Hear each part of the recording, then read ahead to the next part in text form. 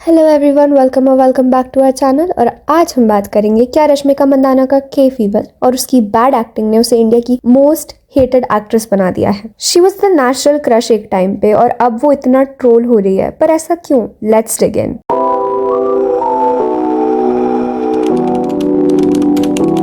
रश्मिका का Babli energetic style उसकी पहचान रहा है, लेकिन जब वो हर इंटरव्यू में, हर इवेंट में और हर स्टेज अपीयरेंस में वही वाना बी क्यूट पर्सोना दिखाने लगी ना, तो लोगों ने उसे ओवर एक्टिंग क्रिंज का टैग दे दिया। अवार्ड फंक्शंस में वो ऑकवर्ड गिगल्स, रेड कार्पेट पे वो अननेचुरल से पोजेस और मीडिया के सामने वो ओवर एनिमेटेड से एक्सप्रेशंस ना, सब कुछ बहुत क्रिंज लगने लगा। और ये सब और ज्यादा बढ़ गया जब 6 अप्रैल को उसने अपने बर्थडे की रील पोस्ट की। हैप्पी बर्थडे टू रशी, हैप्पी बर्थडे टू रशी, हैप्पी बर्थडे टू रशी। जब मैंने इस वीडियो का कमेंट सेक्शन पढ़ा तो वो कुछ ऐसा था: am I the only one who hates her? Me and the Karnataka population agrees with you, nobody can be as annoying as her. Acting, overacting plus. I don't understand how she becomes a national crush. That one girl in my class who tries hard to look cute, she thinks she's cute even after doing overacting and over drama, trying to act cool but you're not. How does this one end up getting lead roles in big movies is the big mystery, and there are many comments like this. लोगों को लगा उसका obsession Korean culture से ज्यादा forced है। जब आप अपनी असली आइडेंटिटी को साइड पे रखकर दूसरे कल्चर को फ्लॉन्ट करते हो तो ऑफ कोर्स पब्लिक कंफ्यूज होगी और इरिटेटेड भी। ऑफ कोर्स फैंस ने नोटिस किया कि उसका हर इंटरव्यू स्क्रिप्टेड लगता है, एक ही टाइप के एक्सप्रेशंस, वही बॉडी लैंग्वेज और एवरी आंसर में फेक इनोसेंस का टच। इसी वजह से लोग बोलने लगे ये ऑन स्क्रीन कम और ऑफ स्क्रीन ज्यादा एक्टिंग करती है। चाहे रेड कार्पेट हो या अवार्ड स्टेज, हर जगह सेम चीक पुल पोज, विंक फेस और exaggerated hand gestures. Public irritate हो गई है। देखो, हर जगह का कल्चर अलग होता है और लोगों की पसंद भी। जब कोरियन एक्टर्स, एक्ट्रेसेस या के पॉप आइडल्स ऐसे क्यूट जेस्चर्स करते हैं या उनकी आवाज़ में एक सॉफ्ट और हाई पिच्ड टोन होती है ना, तो वो उनके एक्सेंट और उनके कल्चर का एक पार्ट लगता है। जब वो इंग्लिश बोलते हैं तो उनका अंदाज, एक्सप्रेशन सब कुछ अलग होता है, एक यूनिक सा चार्म होता है। इसलिए जब वो लोग फिंगर हार्ट्स देते हैं या आइग्यो करते हैं तो वो उन पे नेचुरल लगता है, आउट ऑफ प्लेस नहीं लगता। और ऐसा नहीं कि कोरिया में सबको ये पसंद ही आता है, वहाँ भी कई लोगों को ये क्रिंज लगता है, but because of this overall personality और उनका तरीका, वो जेस्चर्स उन पे सूट करे जाते हैं। लेकिन जब कोई दूसरे कल्चर का इंसान, स्पेशली पब्लिक फिगर, हर जगह वही इमिटेट करने लगे बिना किसी कॉन्टेक्स्ट के, तो वो ज्यादा फोर्स्ड और ओवर द टॉप लगने लगता है। रश्मिका को कई बार बहुत ज्यादा हेट मिला है और बहुत ज्यादा ट्रोल भी किया गया है। जैसे कि रिसेंटली छावा मूवी के एक इंटरव्यू में जब रश्मिका ने कैजुअली बोला आई एम फ्रॉम हैदराबाद, उसके बाद उसको बहुत ज्यादा बैकलैश मिला कर्नाटका ऑडियंस से, क्योंकि रियल में रश्मिका कर्नाटका के कोडगु डिस्ट्रिक्ट से हैं और उसका फिल्म करियर भी वहीं से शुरू हुआ था, द फिल्म किरिक पार्टी से। पहले से ही उस पर क्रिटिसिज्म रहा है कि वो कन्नड़ा इंडस्ट्री से डिस्टेंस बना चुकी है और जब ज्यादातर हिंदी, तेलुगु और तमिल फिल्म्स में एक्टिव होती है, तो जब उसने हैदराबाद कहा तो लोगों को लगा कि जैसे उसने अपने रूट्स को इग्नोर कर दिया है।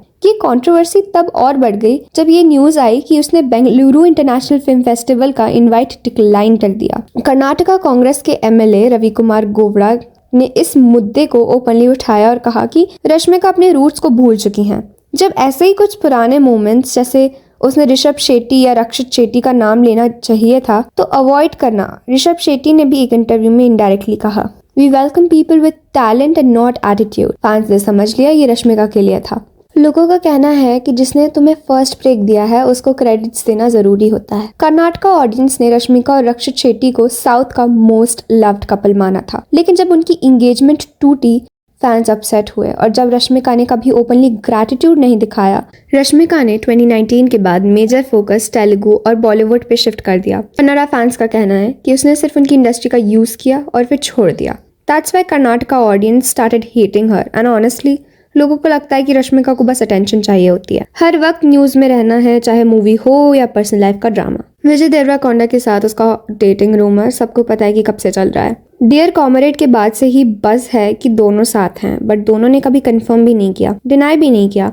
लेकिन दोनों ही हमेशा ऐसे हिंट्स देते आए हैं, जैसे इंस्टाग्राम पे एक ही लोकेशन से फोटोज पोस्ट करना या एक ही टाइम पे सिमिलर वेकेशंस फोटो शेयर करना। फैंस ने बार बार नोटिस किया कि ये कोई कोइंसिडेंस तो नहीं हो सकता। लोगों का कहना है कि ये सब डेलिब्रेट है, जैसे हर बार रूमर्स को डिनाई भी नहीं करते पर कंफर्म भी नहीं करते, जस्ट इनफ बज़ बनाए रखने के लिए। कुछ लोग तो क्लियरली बोलते हैं कि ये सब पब्लिसिटी स्ट्रैटेजी है और सिर्फ कन्नड़ा ऑडियंस अकेली नाराज नहीं है। जब एक इंटरव्यू में रश्मिका ने बोला कि साउथ फिल्म्स में रोमांटिक सॉन्ग्स नहीं होते, तो साउथ की ऑडियंस भी रश्मिका से नाराज हो गई। इस स्टेटमेंट के बाद तेलुगु इंडस्ट्री और तमिल इंडस्ट्री फैंस बहुत ज्यादा अपसेट हुए और उसको बहुत ज्यादा उसी वक्त ट्रोल किया गया with hashtags like uninformed Rashmika, respect south cinema. Fans का कहना था तुम्हारी डेब्यू फिल्म का सॉन्ग इनकिम इनकिम था और तुम कह रही हो साउथ में रोमांस नहीं है। और बॉलीवुड में भी उसको काफी ज्यादा ट्रोल किया गया। एनिमल के टाइम पे लोग कहने लगे ये तो मुंह भी प्रॉपर्ली नहीं खोल रही है। डायलॉग डिलीवरी पे मीम्स बनने लगे और एक्टिंग पर डायरेक्ट सवाल उठाने लगे। फिर आई छावा, जहां रश्मिका को येसुबाई जैसी पावरफुल क्वीन का रोल मिला, लेकिन ऑडियंस कन्विंस ही नहीं हुई। एक कमेंट था, she did not look like Yesubai who fought single handedly for her empire.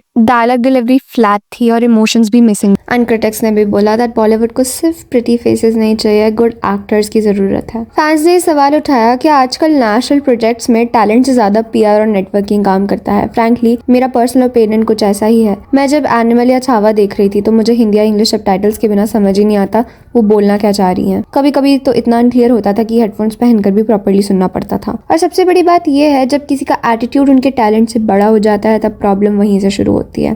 पहले उसने इंडस्ट्री के लोगों के लिए रिस्पेक्ट दिखाना छोड़ दिया, फिर अपने फैंस के लिए इमोशंस, और जब स्क्रीन पे परफॉर्म करने का वक्त आया तब एक्टिंग में भी वही सिंसियरिटी नजर नहीं आई। क्रिंज बिहेवियर ऑफ स्क्रीन और फ्लैट एक्टिंग ऑन स्क्रीन, दोनों ने ऑडियंस को इरिटेट कर दिया है। और देखो आजकल फैंस वो नहीं रहे जो बस किसी की शक्ल देखकर दीवाने हो जाएं। लोगों को चाहिए real cinema, good acting, genuineness in actor चाहिए। अगर आपका एटीट्यूड टॉक्सिक है, ग्रैटिट्यूड जीरो है और एक्टिंग भी सिर्फ फॉर्मेलिटी ही लगती है तो कोई भी आपको ब्लाइंडली फॉलो नहीं करेगा। So that's it for today guys. Do you guys think that attitude और ओवर कॉन्फिडेंस किसी एक्टर का करियर डिस्ट्रॉय कर सकता है, even if they have the most popular face? Comment करके बताओ। I really want to know what your opinion is on this. And if you guys like this video, please don't forget to like, share and subscribe. मिलते हैं next video में। Thank you.